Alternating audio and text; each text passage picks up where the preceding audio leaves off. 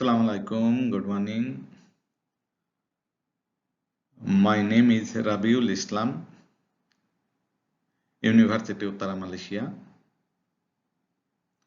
Today I am going to discuss in Czech and Lanka International Conference on Advanced Research 2022. My presentation topics: the impact of motivations behind Malaysia's energy initiatives. I would like to highlight a presentation outline, introduction, literature review, research methodology, findings, conclusion, and finally references.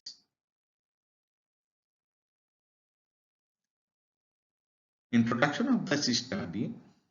The study of energy in social sciences is often eclipsed by technical and natural sciences literature. Malaysia has been a crude oil importer since 2014 and refined oil importer at least since 1989. Since 1990, Malaysia has managed to secure and establish several forms of joint development areas with neighboring countries to address and manage the issues of resource exploitation and maritime delimitation disputes between them. An agreement was signed with Thailand in 1990, thus formally establishing the Malaysia-Thailand Joint Development Areas. So Malaysia increased involvement in global energy market justifies the study of energy diplomacy. Problem statement of this study: few materials on small states' energy diplomacy strategies and practices. There is a shortage of literature covering energy diplomacy from the perspectives of small states. From the literature addressing issues relating to energy diplomacy, one may observe that scholars tend to focus on major economic powers or energy players due to the nature or volume of their energy exports or imports. There is insufficient research conducted on how small states may perceive energy diplomacy and deploy it for their national interests. Secondly, Malaysia's regional energy diplomacy behavior through Malaysia-Thailand Joint Development Areas and ASEAN Power Grid. Malaysia turned into a net importer of crude oil and petroleum products in 2014.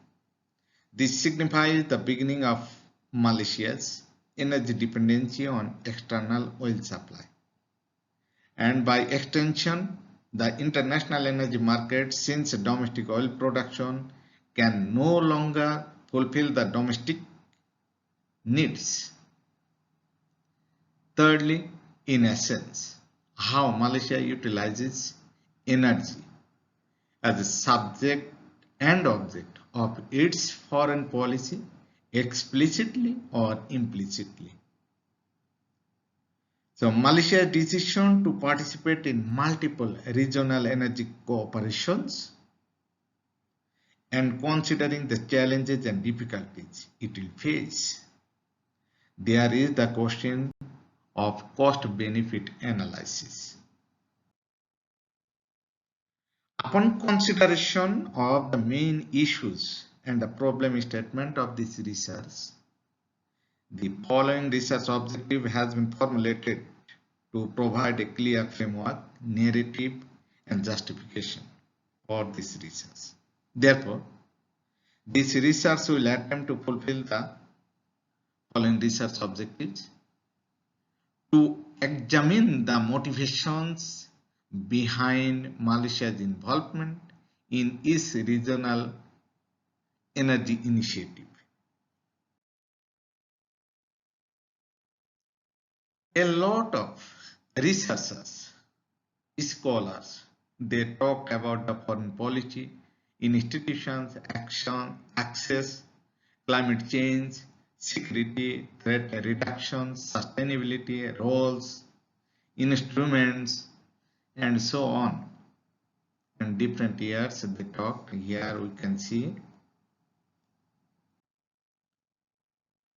and this is the literature review.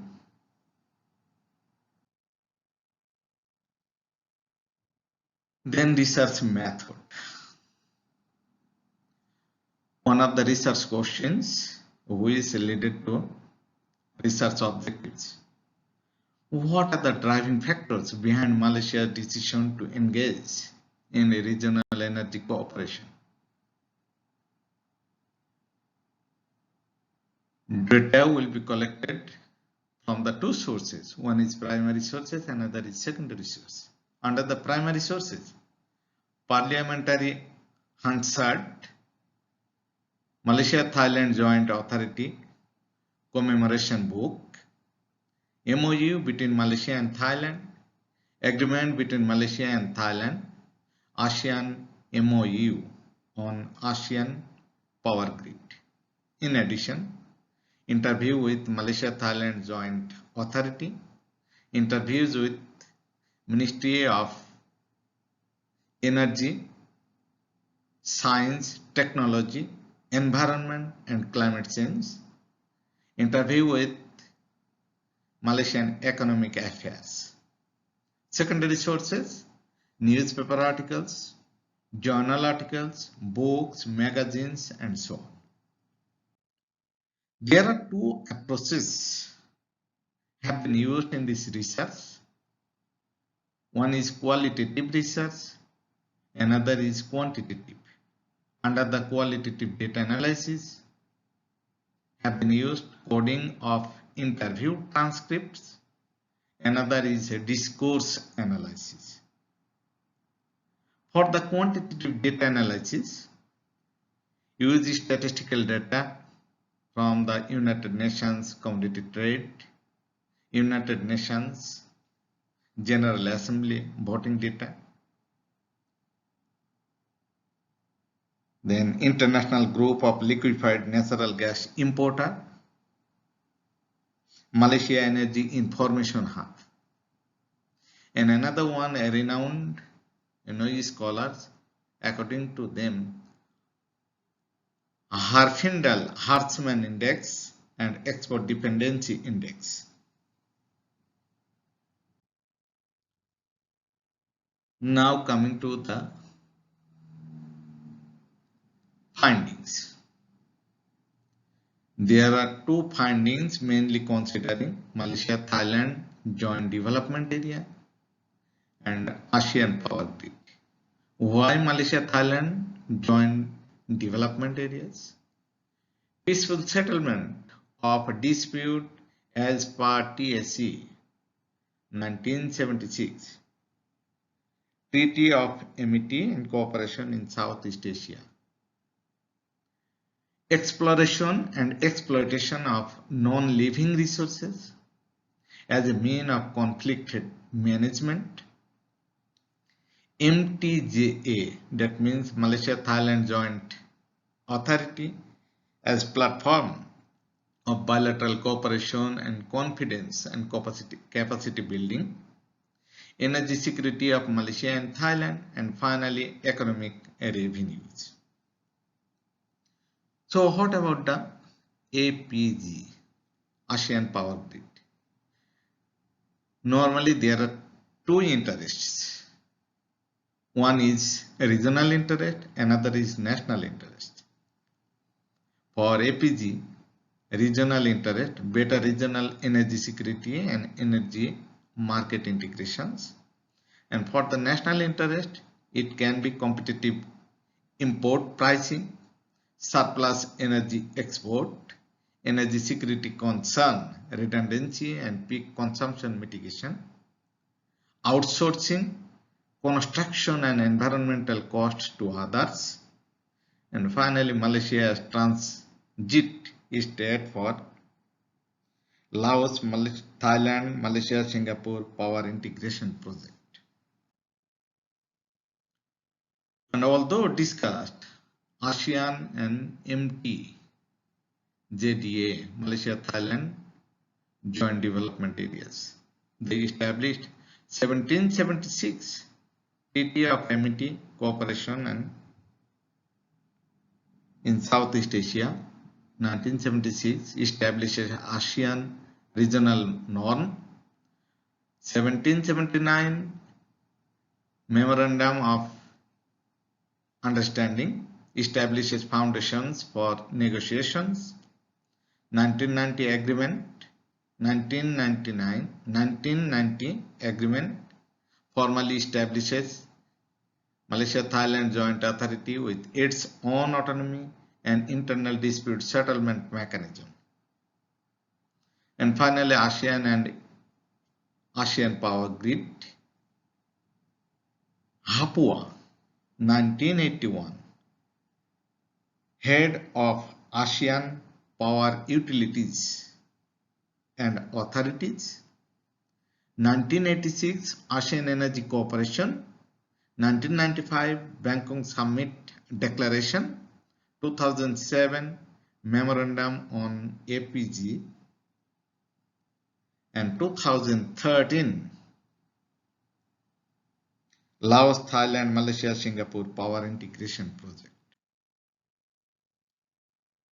Last but not least, in conclusion, Malaysia energy trade are economically motivated based on practical considerations. Diplomatic relations plays little to no role. Malaysia's experience with Malaysia-Thailand Joint Development Areas and other joint development areas can be useful for South China Sea dispute. Malaysia's bilateral grade interconnection precedes ASEAN Power Grid. ASEAN Energy Security Community can be the next stage of evaluation pending energy market and infrastructure integration. And finally, energy diplomacy requires a refinement for Malaysia to fulfill its potential. So for this study have been used these references. Thank you all of you for listening. If you want to contact any purposes or if you have any questions, you can contact my email. Assalamu alaikum.